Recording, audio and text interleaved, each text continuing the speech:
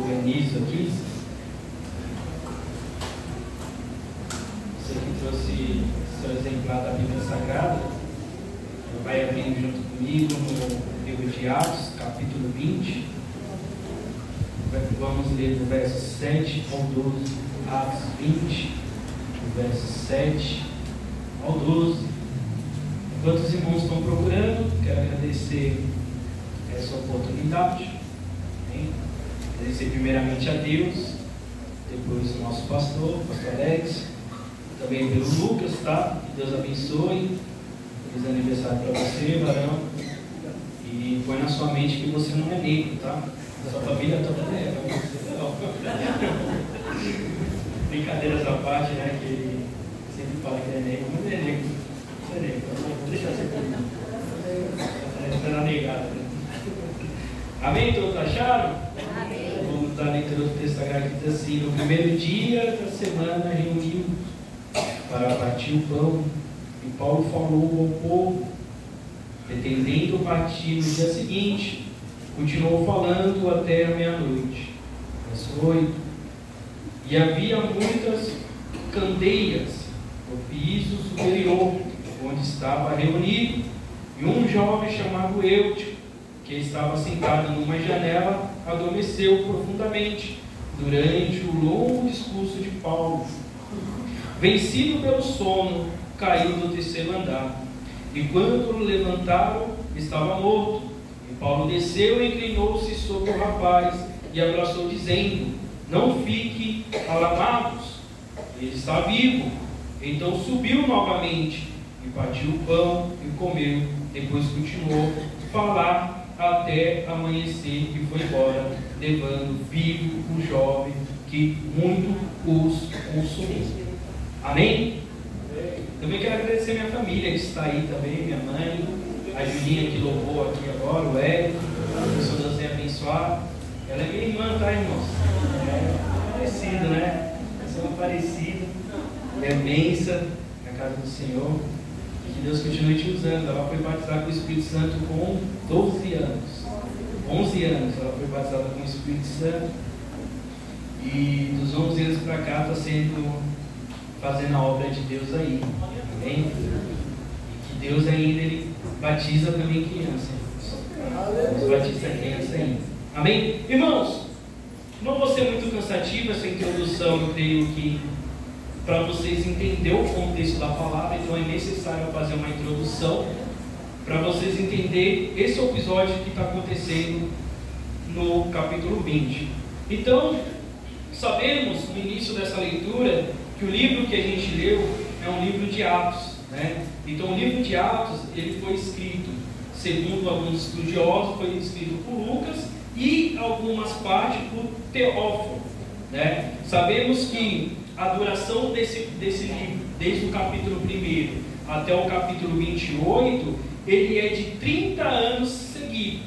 Então sabemos, entre o primeiro capítulo até o último capítulo, a história corre 30 anos, né? Então, por isso que você vê que depois de 2 capítulos, Paulo já está na segunda viagem missionária. Depois de 2 capítulos, Paulo já está na terceira viagem missionária. Você fala, nossa, mas Paulo rodou o mundo em 10 capítulos. Por quê? É um período muito longo de história, 30 anos. E está datado, segundo os estudiosos, que está entre o ano 30 até o ano 62 de Cristo, que foi escrito esse livro. O interessante é que tem como foco principal esse livro falar no início sobre o ministério de Pedro. Então você vê que nos primeiros capítulos de Atos, você vê que fala muito sobre o ministério de Pedro, mas em seguida começa a falar sobre o ministério de Paulo também. Então nós vemos dois principais na história, que é o apóstolo Pedro e também o apóstolo Paulo, né? Se a gente for fazer um resumo do livro de Atos, a gente vê que em Atos do capítulo 1 ao 2, nós começamos a ver que Cristo ele está ressuscitado e ele se encontra com o seu discípulo e ele passa um período de 40 anos, né? Aqui 40 anos não, 40 dias aqui na terra, discipulando seu discípulo para fazer a obra, né? Então você vê também que os apóstolos eles chamam Matias para fazer a composição dos 12 apóstolos. É dentro desse período onde que cai o Pentecoste, né? Nesse período onde o Espírito Santo ele desce na terra e todos são cheios da sua graça. E aí você começa a ver Pedro sendo o protagonista, que ele começa a pregar, começa a ganhar almas. Você já começa a ver Pedro atuando dentro da obra. O interessante é que em Atos do 3 ao 8, a gente já vê Pedro ele já atuando em curas, né? Você vê que Pedro e João eles sendo presos, né? E você vê que eles pregando o nome de Jesus Cristo. Então você começa a ver que no início desse livro, você começa a ver que a obra de Deus ele começa a ser feita através dos apóstolos. Ele começa sendo exercida, né? Então você vê no verso 9 ao 12, aí onde que começa Paulo a entrar na jogada, né? Então você vê que Paulo ele se converte, né? E você vê que Paulo ele começa a seguir os caminhos de Cristo. Ele começa o quê? A aprender sobre o que é servir a Cristo. E do 3 ao 15, aonde Paulo ele começa a fazer o quê?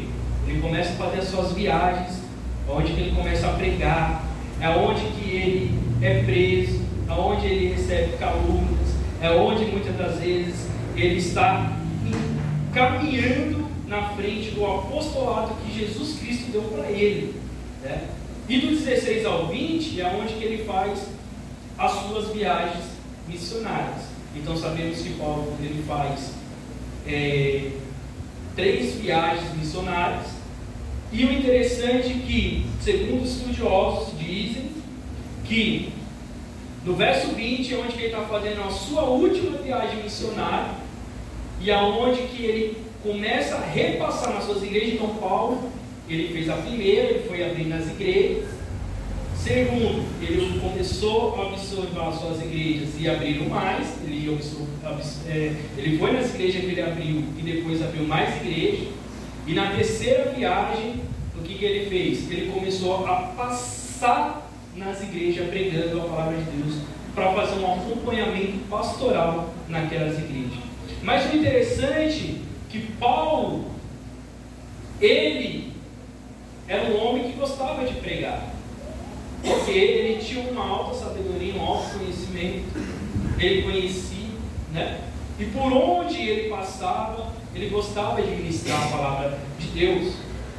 Agora, dentro do texto, para a gente entender o texto, então, aprendemos que Atos do Apóstolo, ele é datado de 30 anos, desde o primeiro capítulo até o último capítulo. Nós vemos que teve o início de Atos de Jesus Cristo, depois Pedro e João, e a partir do verso 9, Paulo pregando a palavra de Deus. Então a gente vê que até chegar nesse texto, teve esse período histórico. Mas o interessante é que o texto que nós lemos, ele tem umas particularidades. Sabemos que, para os irmãos entenderem, existe vários tipos de sermões e de palavras. Principais são textual, temático, né, e biográfico. E nessa noite eu estou fazendo uma palavra textual. A gente vai entrar dentro do texto que nós lemos, eu vou extrair informações do texto e isso vamos aplicar para nossas vidas. Amém? Então por isso que a gente vai ficar muito focado aqui no texto. Então, para primeiro a gente começar a pregar esse texto, eu tenho que explicar ponto por ponto para vocês entenderem, para nós entrar na palavra. Isso é só a parte introdutória. Primeiro, o texto nos apresenta elementos que merecem ser destacados. Era o primeiro dia da semana, que era um domingo. Domingo é o dia do Senhor, e o dia em que os primeiros cristãos se ajuntavam solenemente, não era um ajuntamento social ou uma simples confraternização, mas um culto de pregação, ensinamento, com celebração da ceia do Senhor. Então Paulo ele estava na sua segunda viagem, ele se encontrava na cidade chamada Troade, e ele estava no culto que era no domingo, que é o mesmo culto que nós estamos hoje. Nós estamos no culto de domingo. Vamos interagir para ninguém dormir. Então era um culto de domingo. Segundo, nesse contexto, Paulo, que partiria no dia seguinte, estendeu-se na pregação até meia-noite. Entretanto, havia muitas lâmpadas no local em que estava. Não havia escuridão, mas estava claro. Não era um ambiente, nem momento propício para o sono. Então o texto ele nos extrai uma informação que ele deixa bem claro, tinha bastante tochas, algumas informações para lâmpadas, algumas traduções para luzes. Então a gente vê que era um ambiente iluminado, não era um ambiente escuro, né? Nós sabemos, se nós apagar a luz aqui, vocês estiverem me ouvindo, dando essa introdução com muitas informações, vocês vão dormir? Sim ou não? Alguns falaram sim, hein, pastor? Alguns falaram sim. Vocês vão dormir, porque é natural. Quando você apaga a luz, seu corpo ele começa a mandar uma mensagem, entendendo que aquele momento é o momento de você descansar. Mas só que naquele tempo, não tinha como ele dormir. Por quê? Primeiro, tinha tochas. Eles não tinham energia elétrica, era tochas. E segundo, por se tratar de um ambiente fechado, imagine se a gente acendesse várias tochas aqui para iluminar isso aqui. Como que ia estar? Alguém sabe me dizer? Fumaça aqui rodando. Então o cheiro ele não ia deixar dormir. Então o ambiente não era propício para isso acontecer. O interessante é que nessa trecho, Lucas, né? Não esse Lucas, mas Lucas, que era o doutor, ele fazia parte da comitiva de Paulo. E ele colocou todos esses detalhes para a gente entender a situação que estava acontecendo naquele momento, né? Então, para o ar, né, para aquele vapor, aquela fumaça sair, precisava ter o que, irmãos? Janela. O que tinha lá? E onde que ele estava? Numa janela. Então precisaria de uma janela para sair aquela fumaça, né? Terceiro, Eutico vivia um dilema, um conflito interior. Ele estava ali reunido com o povo, talvez porque cresce, talvez porque se simpatizasse, talvez porque sua família ou amigo também estivesse, mas estava sentado na janela, atento aos ruídos externos, talvez curioso com as coisas que se passavam lá fora, provavelmente desatento à pregação ou até desinteressado. Então, irmãos, a gente vê esse terceiro ponto do texto, que Eutico ele estava em um lugar, em uma janela, que era o terceiro andar, e ele não estava nem a mínima observando o quê? O culto. Ele estava o quê? Desinteressado na informação que Paulo estava pregando. E eu já quero iniciar aqui no finzinho dessa introdução para abrir um parênteses, que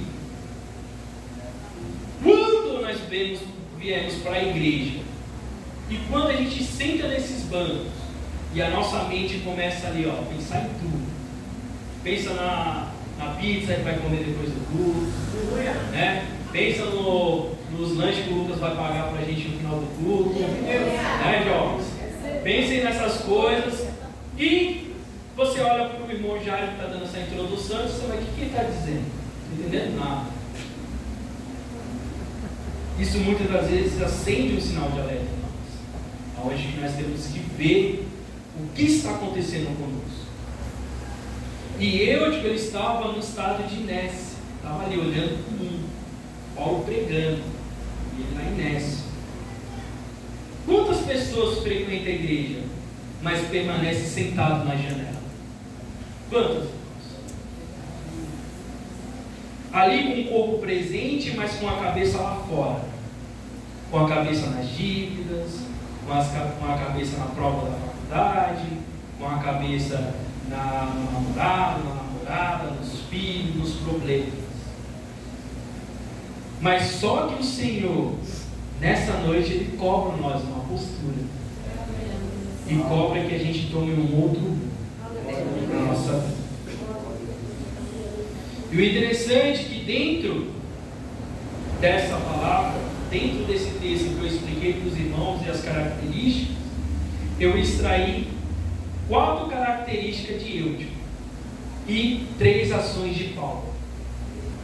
4 características de Eutico e 3 ações de Paulo.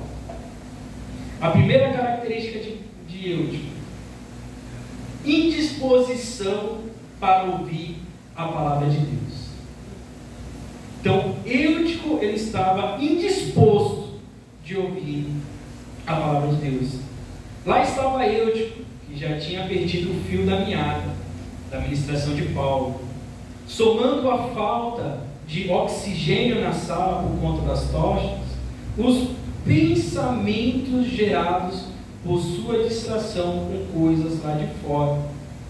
Então Eutico, ele já estava ali, já olhando ali, olha lá o jumento passando, olha lá o cara ali, ó, fazendo ali, só olhando o movimento lá fora.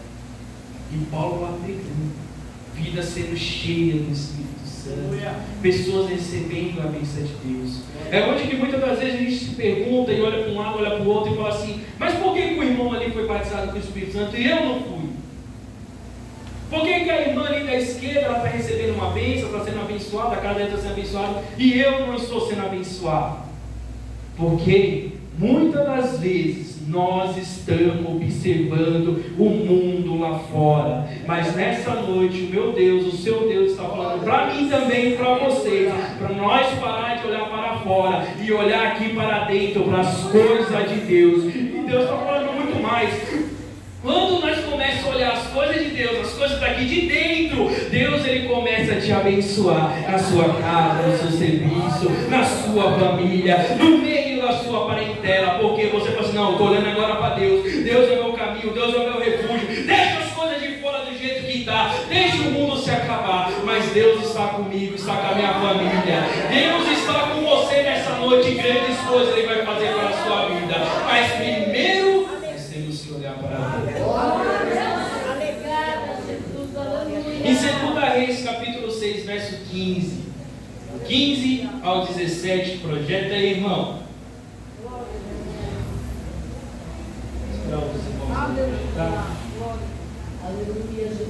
Desde o ano 39 de Azarias, o rei de Judá, filho de Gade, começou a reinar sobre Israel e reinou 10 anos em Samaria.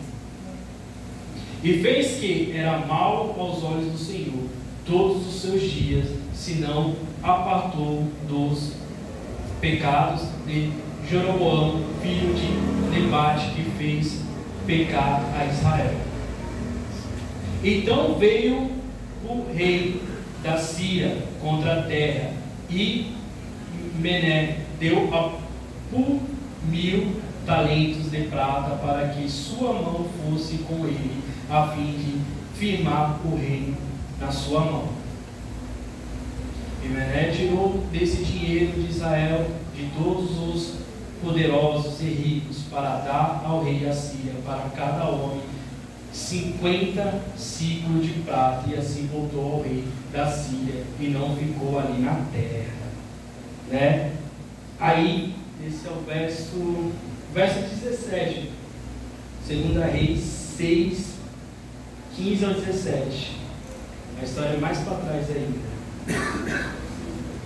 6, está 15 e 17. É 6, do 15 ao 17.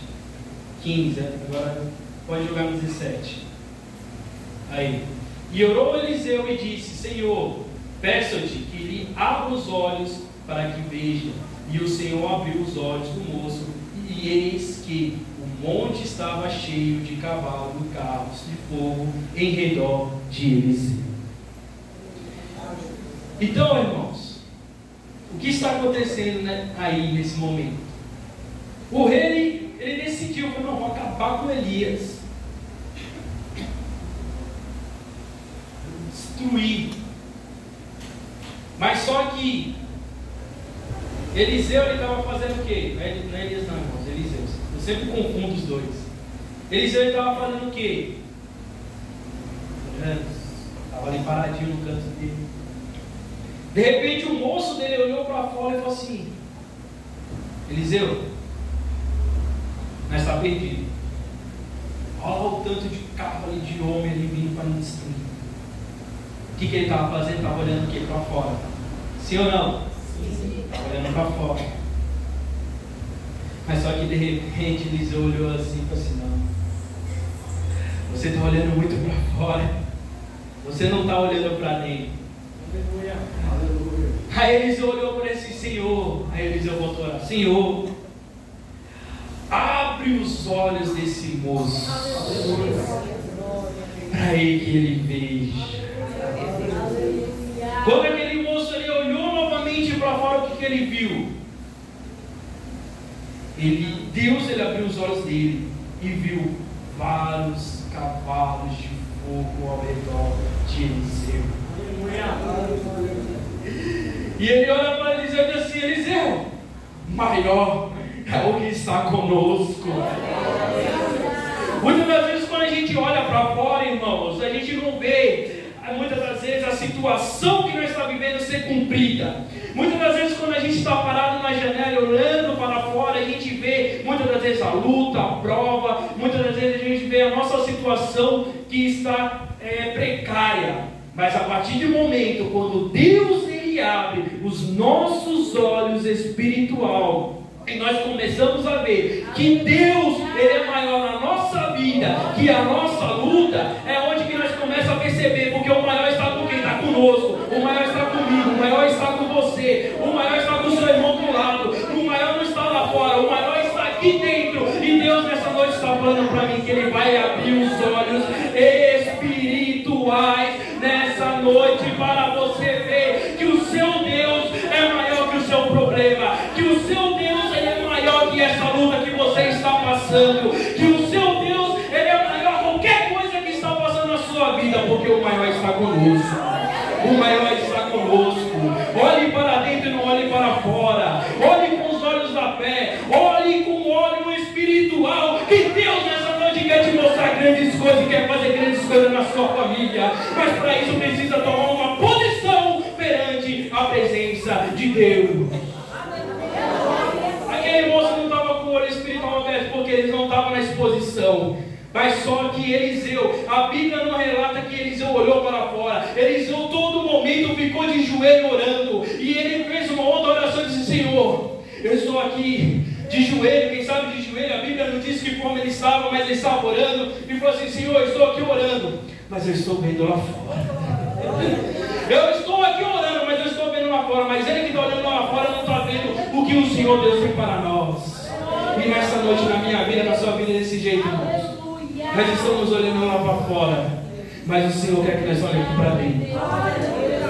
Nós estamos olhando lá para fora, mas Deus quer que nós olhemos aqui para dentro. E o problema de eu que estava olhando muito para fora e não estava olhando para dentro. E o problema de muita gente no ministério, muita gente na presença de Deus está olhando as coisas para fora e não estão olhando as coisas de dentro. E Deus fala assim: volte a olhar as coisas de dentro. Aleluia. Segundo,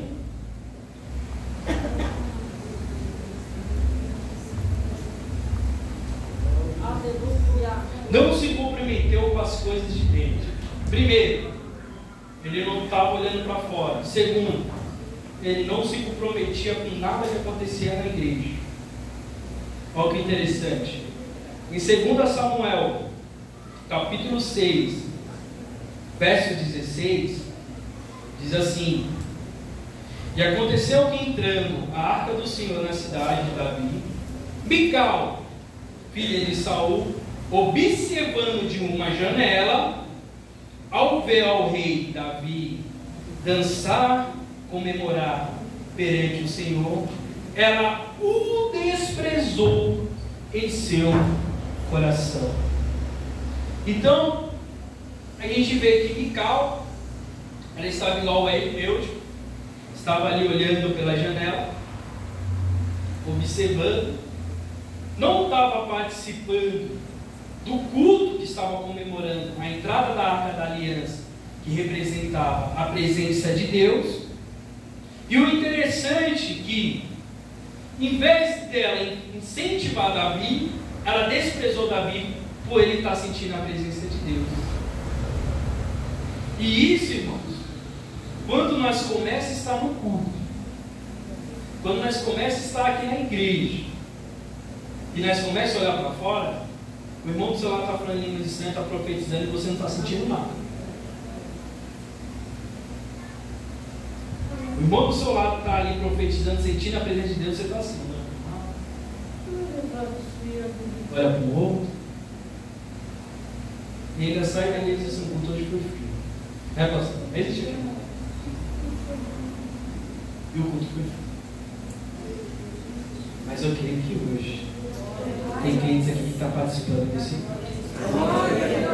Eu creio que hoje, que independente do que aconteça lá fora, nós estamos aqui para adorar e glorificar o nome do Senhor. Independente da situação que vai acontecer amanhã no seu emprego, você está aqui para glorificar o nome do Senhor. Você está aqui exaltando e glorificando. Terceiro, ele estava dando atenção e se distraindo com as coisas do mundo. 2 Samuel 11, verso 2.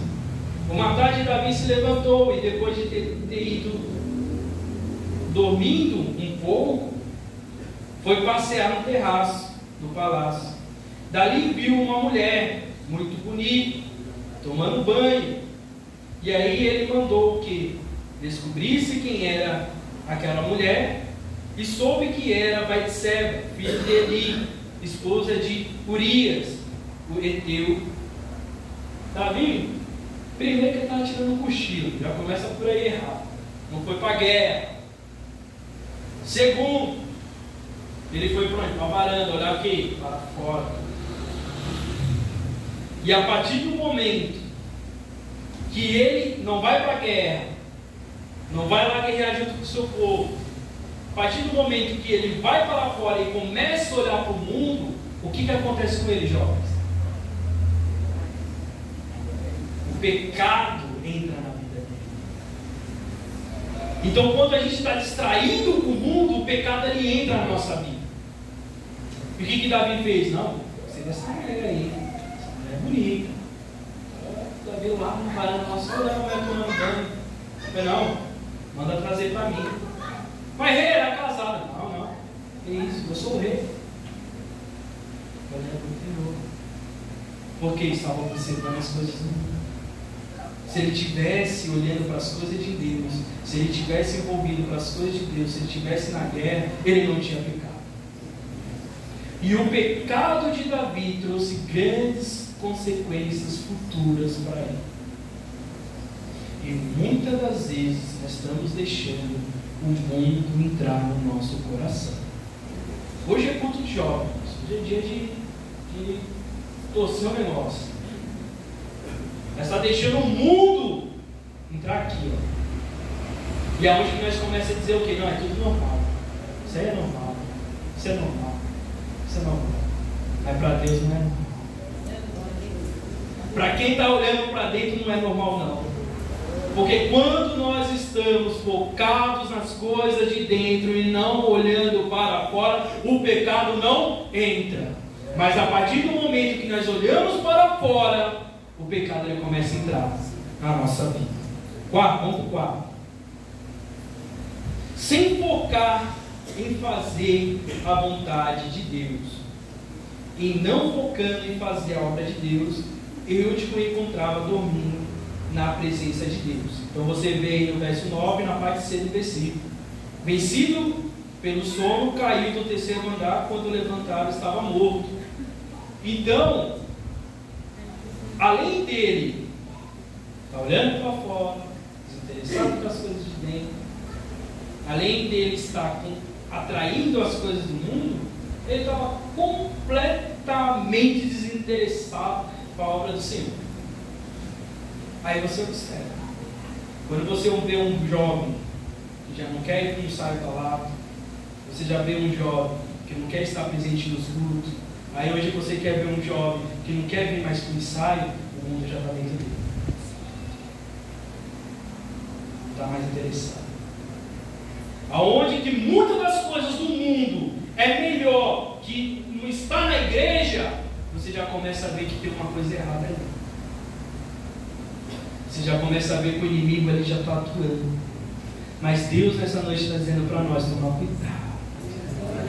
Vamos olhar para fora, olhar para dentro, olhar para a face de Cristo, estar dentro da obra de Cristo. Mas eu venho para a igreja terça, quarta, quinta, sexta, vem sábado, vem domingo, vem quantas vezes quiser, que você vai ver a sua vida sendo abençoada na sua vida. Você vai ver a sua vida crescendo grandiosamente.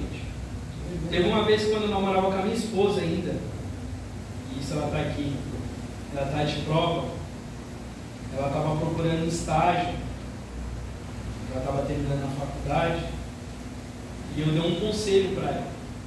Eu falei para ela, faça a obra de Deus. E ela estava lá estudando, fazendo coisas, eu falei assim, não, separa um tempo de Deus, faça a obra de Deus para você ver que Deus, Ele vai abrir as portas. E ela começou a fazer. E o que aconteceu? As portas não se abriram. E um dia as portas se fechou para você. Sempre Deus não está te abençoando, porque Deus está te recompensando. E é isso na minha vida e na sua vida. Na minha vida também. Quanto mais eu faço a obra de Deus, mais o Senhor, meu Deus, me abençoa no meu trabalho, me honra no meu trabalho. Aonde que Deus muitas vezes usa o ímpio para aumentar meu salário. Aonde muitas das vezes usa o irmão para me abençoar, um outro irmão para abençoar. Porque Deus está dizendo, rapaz, minha obra eu estou cuidando. Ele está olhando para dentro, eu estou cuidando. Quando nós olhamos para dentro, o que acontece? Seu filho pode estar lá fora, mas Deus está cuidando. Você sabe por que muitas das vezes seu filho recebe muitos livramentos? Sabe por que sua família recebe muitos livramentos? Porque você está olhando aqui para dentro e Deus está cuidando lá fora. Quando você olha aqui para dentro, Deus cuida lá fora. Nessa noite Deus está falando para aqueles crentes que estão olhando aqui para dentro, que estão glorificando o seu nome, dizendo que vai dizer assim, eu estou cuidando. Enquanto você estiver na minha presença, olhando para dentro, eu vou estar cuidando.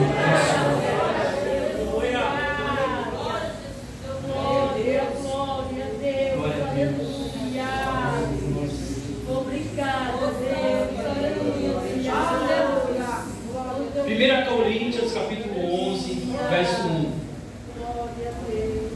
Paulo ele dá uma lição muito importante, que fala assim: sede meus imitadores, como também eu sou de Cristo. Nossa, quando eu olho esse versículo, eu falo, rapaz, esse cara aqui tem muita autoridade. Eu acho que nem eu falava um negócio desse. É muito sério. Ele quis dizer, olha para mim, tá vendo? Faça o que eu faço, porque você não vai errar. Aí, quando a gente vê as três ações de Paulo, é onde a gente vê que realmente ele era seguidor de Cristo. Ele era um jovem problemático, que a gente viu. Era um jovem que estava olhando para o mundo, estava olhando para fora, não estava focado nas coisas de Deus, certo? Estava fazendo tudo de errado. Ele dormiu. E a primeira ação que Paulo ele fez foi o quê? Vamos lá para o verso 10, a parte A. Projeta o verso 10 e deixa ele projetado aí. Nem tira. Vai diluir esse verso 10. Aleluia, gente. Glória a Deus. Atos 20, isso aí. E Paulo, porém, qual a primeira atitude que ele fez? Ele desceu. Paulo ele estava num culto. E ele estava pregando. E no meio da pregação dele, ele viu o jovem caindo morto. Caiu e morreu em seguida. As pessoas, o que elas poderiam ter dizendo naquele momento? Para não te pregar não, Paulo. Aquele jovem lá é tribuloso. Ele morreu porque ele quis. Estava dormindo. Não estava interessado com as coisas de Deus.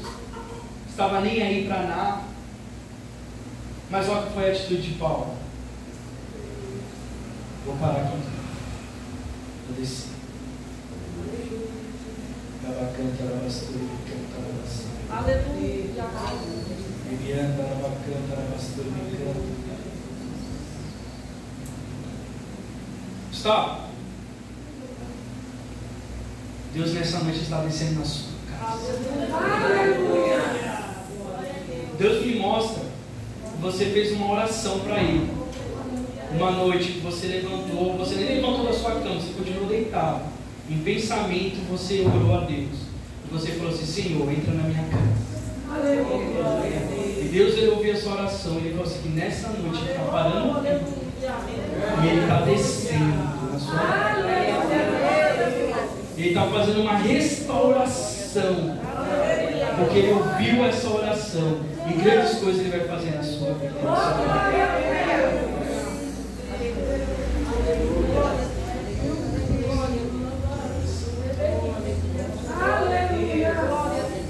Miqueias 1:3, a palavra do Senhor que veio a Miqueias nos dias de João, Acais e Ezequiel, rei de Judá, a qual ele viu sobre Samaria e Jerusalém. E ouviu a todos os povos: presta atenção, ó terra, e tudo o que é nela. E seja o Senhor Deus testemunha contra vós. O Senhor, desde o santo tempo, porque eis que o Senhor está para sair do seu lugar e descer, e andará sobre as alturas da terra. E em Filipenses capítulo 2, do 7 ao 8 diz assim: mas esvaziou-se de si mesmo, tomando uma forma de servo, fazendo-se semelhante aos homens, achou uma forma de homem, humilhado si mesmo, sendo obediente até a morte de cruz. O Senhor ele desceu por mim. Nós estávamos mortos, despereçados, nós não tínhamos esperança. O inferno era o único lugar para a gente ir, mas o Senhor falou assim: eu vou me despedir, eu vou retirar da minha glória, que eu vou descer. Eu vou descer lá embaixo, porque Ele tem um plano de salvação para mim, para a sua vida nessa noite. Eu que ele poderia ser atribulado, eu que não poderia estar vendo as coisas de dentro, eu que ele não estava participando, mas Paulo ele parou a pregação para descer, para socorrer aquele jovem. Deus nessa noite está te socorrendo. Deus nessa noite está socorrendo a sua família.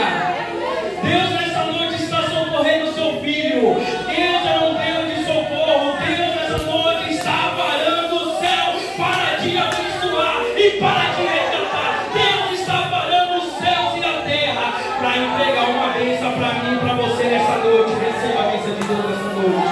Receba a providência de Deus nessa noite.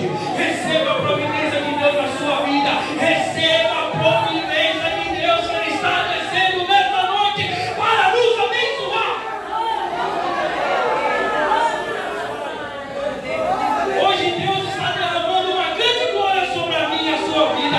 Receba hoje a glória do Senhor passando nessa noite. Você tem um minuto para adorar o nome do Senhor. Você tem um minuto para glorificar o nome do Senhor. Adore o nome dele, que nessa noite Ele está descendo para nos abençoar, parando o mundo dos anjos, parando os anjos. Eu vou ter que descer para abençoar a vida dos meus servos nesta noite.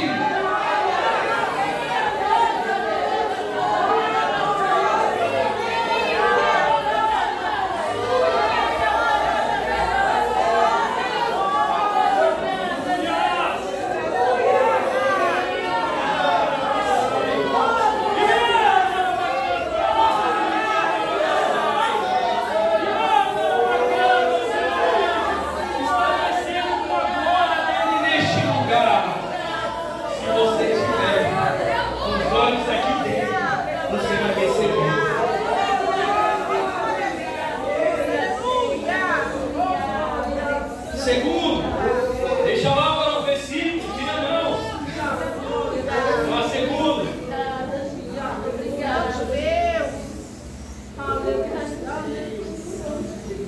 Qual a segunda coisa que Paulo fez? Inclinou-se.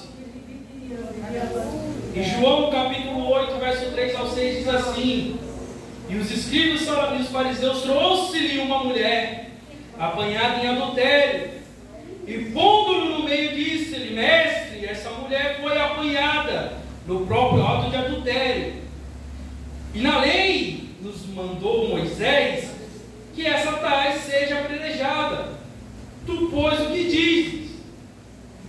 E isso dizia a eles, tentando parar que dissessem, que causasse. Mas Jesus, inclinando-se, escreveu com o dedo na areia.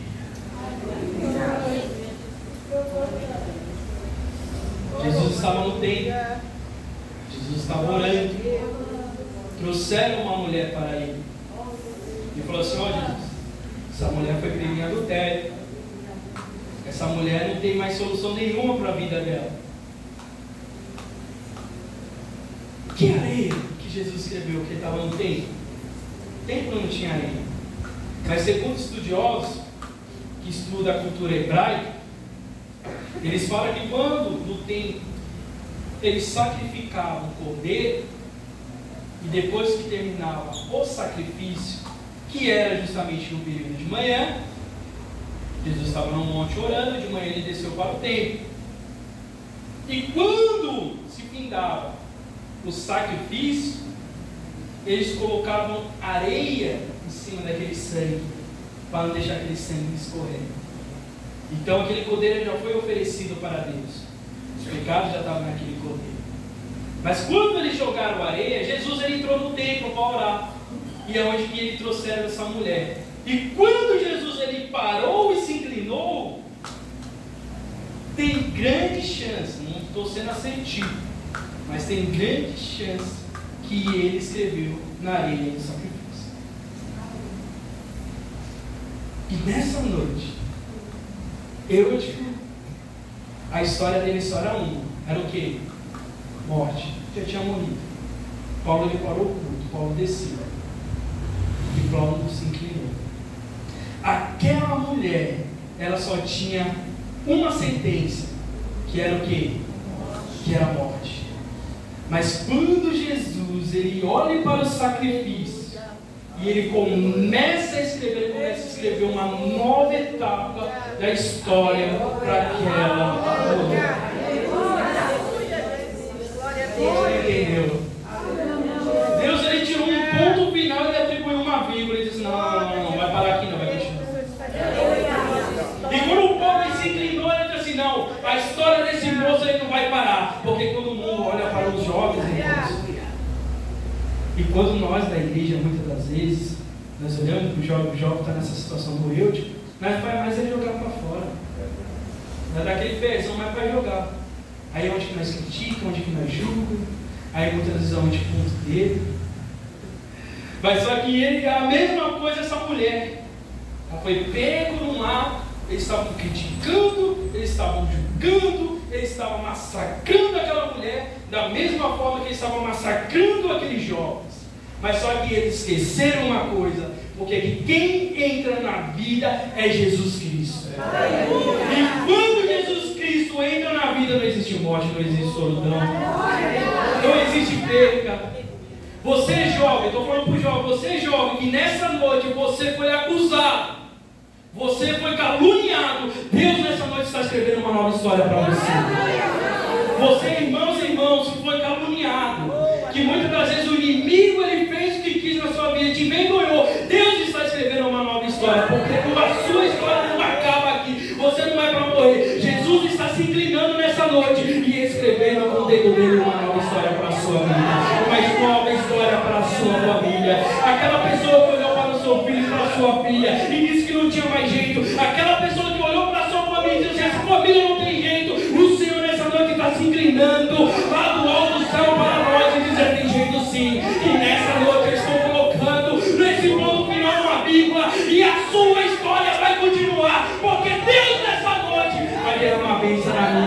coisa nessa noite. Só aquele que quer que a sua história da sua família, que a sua história mude nessa noite, levanta a mão. Deus hoje, Ele está mudando história nessa noite.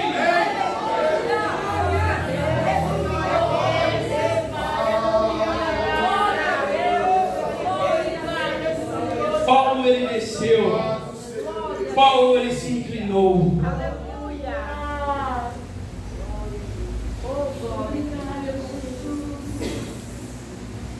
Volta lá no versículo lá, né? E o último inclinou sobre ele e o Paulo abraçou. Glória ao teu nome. Lucas 15, 20. E seguiu, levantou-se e foi para o seu pai. E tendo ainda longe, seu pai o viu, cheio de compaixão, correu para o seu filho e o abraçou e o beijou. Parábola do filho pródigo. Tinha largado a família. A família naquele momento dos que queria referir a Deus. Largou a Deus. Largou a igreja. Estava olhando para o mundo lá fora. Estava dando um passeio lá fora porque recebeu uma calúnia, foi caluniado, foi julgado. Mas só quando ele viu que aquele mundo não era aquilo que ele estava vendo pela janela, ele teve que voltar para o seu pai. Ele falou assim, que até na casa do meu pai, o jornaleiro come bem, eu estou aqui comendo bolota de porco. Mas só que o interessante é que aquele moço, ele pediu a parte dele da herança. E quando você pede sua parte da herança, você está desejando a morte do seu pai, porque você está adquirindo algo que ele está em vida. Mas só que o pai, quando viu ele primeiro, ele o abraçou. Paulo, ele parou o fruto. Irmãos, muitas das vezes, a pessoa que está do seu lado, ela não quer receber uma crítica. Muitas das vezes, a pessoa do seu lado não quer receber como que eu posso dizer, uma crítica construtiva, né? Isso aí é coisa do demônio, entendeu? Não existe crítica construtiva. Ela não quer receber uma crítica construtiva, porque ela já está ali embaixo, ela já está precisando de. Mas quando ele desceu e inclinou, a primeira coisa que ele fez, quando ele inclina, para mim eu falo que ele está puxando o jovem, ele está abraçando. Aleluia. Muitas das vezes, um ato vale mais que mil palavras. Jovens, olhe para o seu irmão da sua esquerda e à direita. Muitas das vezes, um ato vale mais que mil palavras. Jesus nessa noite está te abraçando. Jesus, ele morreu por mim e por você. João 3,16, porque Deus amou o mundo de tal maneira que deu seu único filho unigênito, para que todos naquele não crê, não pereça, mas que tenham o quê? A vida eterna. Jesus está te abraçando. Júlia, prepara o ninho. Deixa Deus te usar, prepara o ninho. Glória a Deus. Eu vou dar aqui a conclusão, a gente já vai orar, você já orou, e nós vamos orar aqui. Eu creio que Deus tem muita coisa para fazer neste lugar. Eu creio que nessa noite Deus quer abraçar pessoas aqui nessa noite. Pessoas aqui nessa noite que estão precisando de um abraço de Deus. Grandes coisas Ele vai fazer na vida. Abracando, pastor, e brincando para passar. Nós já estávamos condenados à morte, irmãos. Eu digo que já estava condenado à morte. Aquela mulher já estava condenada à morte. Mas pela misericórdia do Senhor, mesmo perdido, morto, sem esperança, o Espírito Santo hoje, Jesus quer te salvar do óbito. E hoje Ele quer te dar vida. Nessa noite, aquele que está morto espiritualmente, Jesus está dizendo assim, a oportunidade agora. Nessa noite, você falou para Jesus assim, hoje eu não volto mais para a igreja. Jesus está dizendo assim, eu estou te dando uma oportunidade. Nessa noite, Jesus está olhando para você e está dizendo assim, eu estou te inclinando, eu estou parando, eu estou inclinando, eu estou te abraçando. Deus, Ele quer fazer algo novo para a sua vida. Mas primeiro, não fique na janela. Segundo, olhe para dentro. Terceiro, se continue na presença de Deus, faça as coisas de Deus. Quarto, se envolva com a obra de Deus. Deus hoje quer te abraçar. Convido a gente a se colocar em pé, acompanha a missão do pastor.